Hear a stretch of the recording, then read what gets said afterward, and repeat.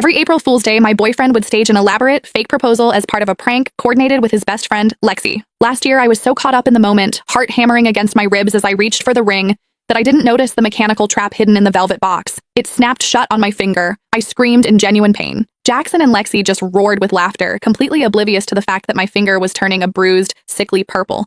To make it up to me, Jackson had spent months swearing that this year would be different. He promised he would finally ask for real. So when he sent me a top priority text telling me to meet him at the bistro where we had our very first date, I believed him. I spent 3 hours getting ready. I got a blowout, had my nails done, and applied a full face of makeup with surgical precision. I even wore a brand new silk slip dress. I had the announcement post drafted in my notes, waiting for the photo of the ring. But the moment I pushed through the door, a heavy, cold mass of buttercream slammed into my face. A girl's sharp, bright laughter erupted from the center of the room. "I told you she'd show up. Pay up, Jax, you lost." Jackson walked over, his expression as smooth and gentle as it had been for the last 6 years. He used a napkin to wipe a glob of frosting from my cheek. "You look beautiful, Cass," he said, though his eyes were dancing. Shame about the dress, though. "What is this, Jackson?" My voice was trembling. "I made a bet with the guys on whether I could actually get you to come out tonight. I bet that you wouldn't. My stake was simple. If I won, I'd propose tomorrow. If I lost, I'd wait another year." He shrugged, offering a half-hearted grin. "Sorry, babe. Since you actually showed up, I guess we're not getting married this year either." I stood there, the weight of the frosting pulling at my skin, and looked him dead in the eye. "So,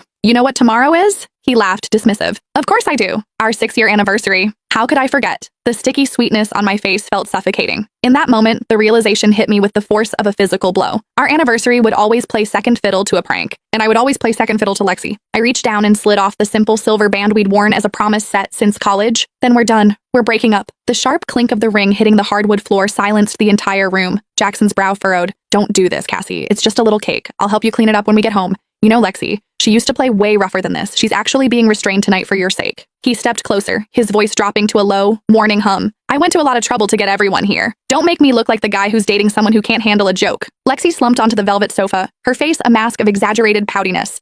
"Seriously, Cassie, it was just a laugh.